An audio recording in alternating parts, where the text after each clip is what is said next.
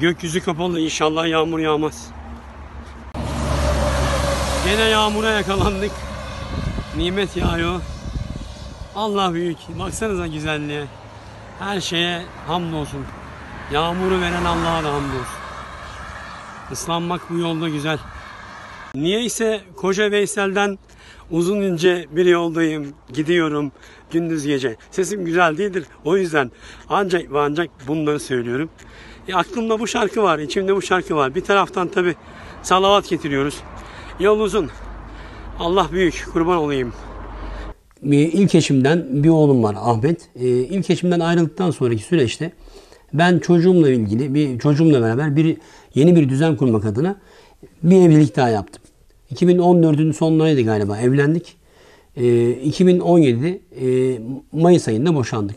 Boşanırken 14 bin lira mihir parası verdim. 300 bin lira da çocuğuma layığıyla, edebiyle, ahlakıyla büyütsün diye verdim kendisine. Ayrıldık. Anlaşmalı olarak boşandık. Bu süreçte mesela vardı. Benim vergi borçlarımız vardı, SGK borçlarımız vardı ve araç kredi borçlarımız vardı. Ben hepsini üstlendim. Babamdan kalan dükkanı, babamdan bana miras olarak geçen dükkanı sattık. 100 bin lirasını ben aldım. 300 bin lirasını dediğim gibi bu hanımefendiye verdim. Kendisiyle hiçbir şekilde bir bağımız oluşmadı. Daha evliliğimizin 10. 15. gününde zaten bu işin yürümeyeceği anlaşıldı. Fakat ailemin de ısrarıyla devam ettim bir süre. Sonra çocuk oldu. Birkaç kez ayrıldık, gitti geldi. Ama ben çocuğumu dünyaya getireceğine inandığım dakikada, düşündüğüm dakikada gel tekrar yapalım, tekrar düzen kuralım, deneyelim çocuğumuz için. Yani çocuğumuz annesiz babasız büyümesin şeklinde tekrar beraber yaşamaya başladık. Baktık ki olmuyor, yani gün be gün ölüyorum, tükeniyorum.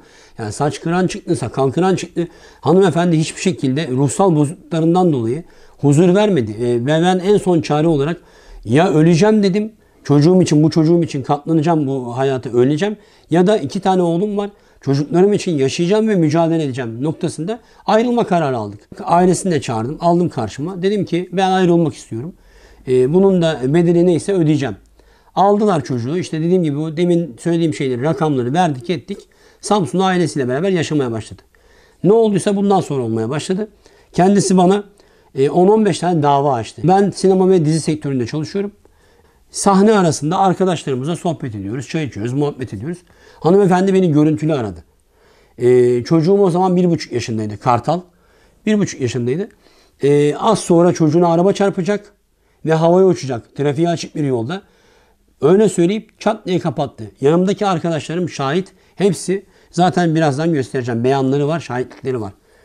Benim yüreğime indi. Hemen bastım gittim Samsun'a. Buluştuk. Şubat ayıydı. Ben çocuğuma sürekli kıyafet almama rağmen kendisi hiçbir şey giydirmemiş. Eline eldiven takmamış. Başına bere takmamış. Çocuk ağzı burnu akıyor. Hasta olmuş belli ki. Kendisi de bana Eskişehir tiyatro mezunu, konservatuvar mezunu öyle bir rol yaptı ki o an diyorsun ki yani bu kadın çocukla beraber kendini öldürecek. Öyle bir hissiyat, ağlama krizleri falan filan. Ben şoka girdim. İnsanlar bana diyor ki neden şikayet etmedin? Ya şimdi o halde bir kadını şikayet edebilir misiniz yani? İnsaf yani. Ben ya sakin ol işte, ne yapıyorsun, ne ediyorsun dedim. Avukatım dedi seninle dedi görüşmek istiyor dedi. Gittik bakalım nedir diye. Çocuğu kucağıma verdiler. 1,5 yaşında çocuğum. Ağlıyor, hasta. Avukat hanım karşıma oturdu. Dedi ki Erkan Bey siz 100 bin lira almışsınız dedi. Avukat hanım siz iyi misiniz dedim. Ben dükkanımı verdim. Babamdan kalan dükkanımı verdim. 100 bin lirasını ben aldım. Borçları üstlendim. 300 bin lira da ona verdim dedim. Erkan Bey dedi İstanbul'da 300 bin lira ev olmuyor mu dedi. Ya abla dedim. Avukat hanımdır yani. Abla dedim tek İstanbul'dan ev alsın. Ben aldığı evin son 100 bin liralık taksit dilimleri ödeyeceğim dedim. Öderim dedim. Yeter ki iyi olsun. Yeter ki çocuğum İstanbul'a gelsin. Yeter ki çocuğum edebiyle ahlakıyla büyüsün çocuğumu dedim. Bu şekilde konuştuk. Tamam o zaman dedi bir protokol hazırlayalım dedi. Olur dedim. Ben çocuğumla ilgileniyorum. Sakinleştirmeye çalışıyorum. Hanımefendi o protokole ilişkin burada görünüyor. Protokoller var bakın gördüğünüz gibi. Bu protokollere ilişkin benden 10 bin lira para talep etti.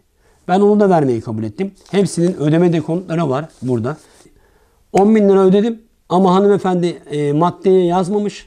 İşte İstanbul'da ev alma maddesini falan eklememiş. Direkt senetle sepetle beni avukat hanım nitelikli olarak suç işleyerek beraber organize bir şekilde beni tuzağa düşürerek Ben de şöyle bir hata yaptım tabii. Çocuğumla ilgilenmek ve hastaneye götürmek adına hemen imzaladım ve oradan gittim. Okumadım yani. Benim böyle bir hatam var.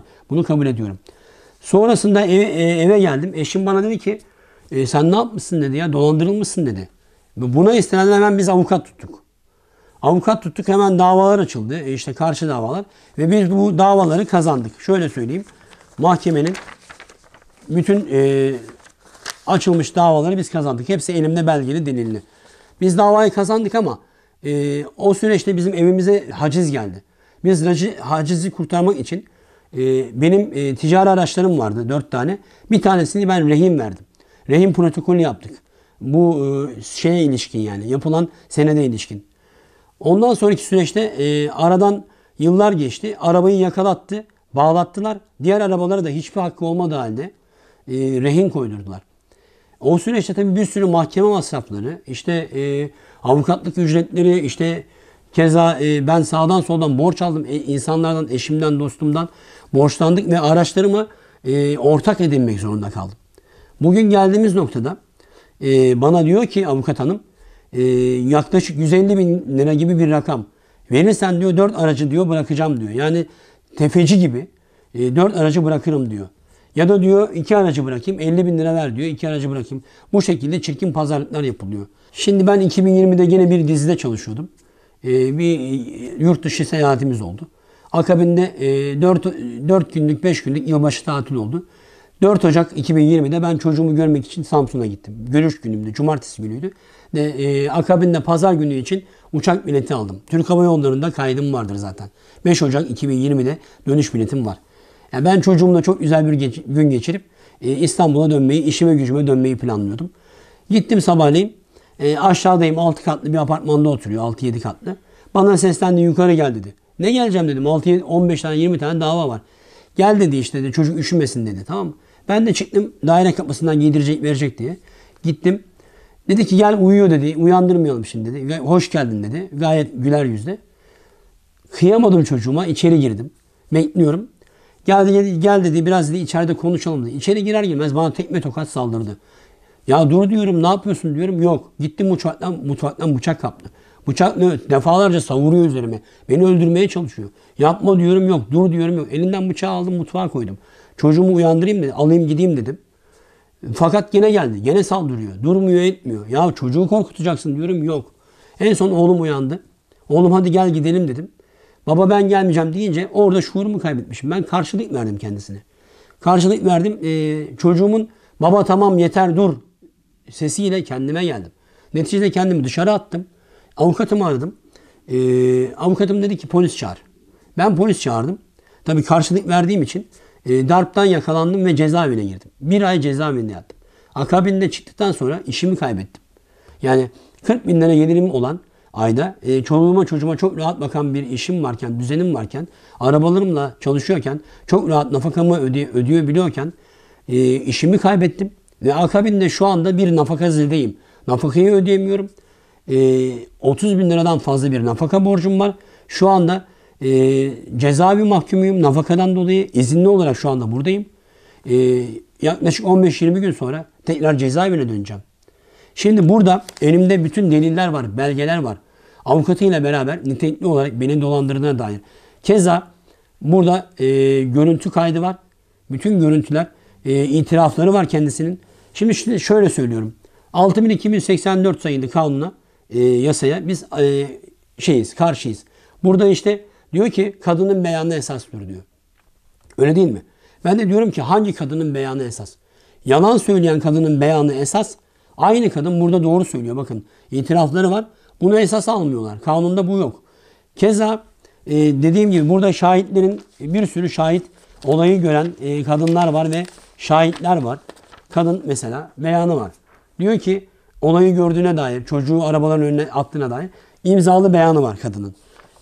Kendisi telefon kaydıyla bana ceza aldırabiliyor ama ben aynı şeyi yapıyorum. Delillerim var. Ben ceza aldıramıyorum. Hiçbir şekilde kendimi savunamıyorum yani. Kendi haklılığımı ortaya çıkartamıyorum. Bugün geldiğimiz noktada 2 milyon mağdur var. Bakın 2 milyon. 5 yıldır nafaka ödüyorum. 2 bin lira nafaka ödüyorum her ay. İlk başta çok güzel ödüyordum. Fakat geldiğimiz noktada hem arabalarımın hacizleri Ve hem bu nafaka benim artık hayatımı durma noktasına getirdi. Durma noktasına getirdi. Ben artık evime kirasını ödeyemiyorum. Çoluğuma çocuğuma bakamıyorum. Dediğim gibi cezaevi mahkumuyum. Bu amaçla haklılığımı savunmak için haklılık arayışıyla buradan adalet yürüyüşünü başlattım. İstanbul'dan başladım yürümeye. Ankara'ya kadar devlet büyüklerimize bütün böyle sorunları, yaşananları, kendi problemlerimi anlatmak için yola çıktım. 2 milyonun üzerinde mağdurun olduğu, yaklaşık 30 bin cezaevinde, altını çizerek söylüyorum, nafaka ve iftiraya maruz kalmış, altını yine çiziyorum ki suçsuz ve masum mahkum var. Bakın 30 binden bahsediyorum. Yani 2 milyon mağdur var ve ben şunun için yürümeye başladım. Artık benim yürümemin şekli değişmeye başladı. Ben kendim için çıktığım bu yolculukta anne babası ayrılmış, felaket bir hayatın içine düşmüş, anne veya babayı tercih etmek zorunda kalmış, bir mal gibi hacizlere ve maruz kalmış çocuklar için yürüdüm. Keza babalar, yani tenzih ederek söylüyorum, suçu günahı olmadığı halde yavrularından ayrılıp kopartılıp EYS'ye mahkum edilmiş. EYS nedir?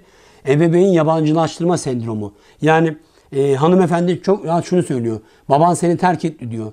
Baban seni sevmiyor diyor. Ve benim çocuğumun içindeki, çocuğumun kalbindeki baba sevgisini her geçen gün öldüren bir kadına karşıyım ben. Mücadele ediyorum. Ve bu benim gibi milyonlar var. Milyonlarca çocuk var. Milyonlarca anne var ve milyonlarca baba var. Bütün bu zulümleri yaşayan devlet büyüklerimize sesleniyorum. Ne olur lütfen yalvarıyoruz. Bu işe bir son verelim. Bu yasaları düzenleyelim, derleyelim, toplayalım ve bu mağduriyetleri giderelim. Cinayetler son bulsun, kadınlar ölmesin, çocuklar anneden babadan ayrı yaşamasın. Yaklaşık 10 gün boyunca yürüdüm ben. Askerlerle, polislerle inanılmaz sohbetlerim oldu yolculuk boyunca. Lütfen bizim için de yalvarıyoruz size. Bizim sesimizi duyuramıyoruz biz. Bizim emniyet güçleri içinde de mağdur arkadaşlarımız var. Bizim ailelerimiz, akrabalarımız var. Yani bundan sadece ben mağdur değilim. Bakın emniyet güçleri emniyet mensuplarından bahsediyorum. Arkadaşlar sesimizi duyurun diyorlar. Görevi kötüye kullanan öğretmen, emniyet mensubu değil mi? Hemen görevden atılıyor. Bir avukat düşünün. Adalet kurumunun bir ferdi olduğunu düşünün. Ve bu hanımefendi çocuğumun kanından besleniyor 5 yıldır. Nitelikli suç işleyerek adalet kurumuna ihanet ediyor. Burada diğer avukatları da göreve davet ediyorum. Avukatlık kurumu içindeki bütün bu görevi kötüye kullanan insanları soyutlasınlar. Yani bu kurumu çökertiyor bu insanlar. Nasıl emniyet temizliyor? Nasıl öğretmenler, milli eğitim görevi kötüye kullananları temizliyor? Adaletin de bu şekilde bu avukatları temizlemesi gerekiyor. Adalet kurumunun yani. Ben buradan yine devlet büyüklerime sesleniyorum. Bu avukat için suç duyurusunda bulunuyorum. Ve yapacağım. Kendisi için maddi manevi yaklaşık beni 400-500 bin lira gibi bir zarara uğrattı. Ben kendisine dava açacağım. Param yok şu anda. Bu anlamda da avukatlardan yardım bekliyorum. Yani ben şu anda nefes alamıyorum, yaşayamıyorum. Ben bu avukata dava açacağım.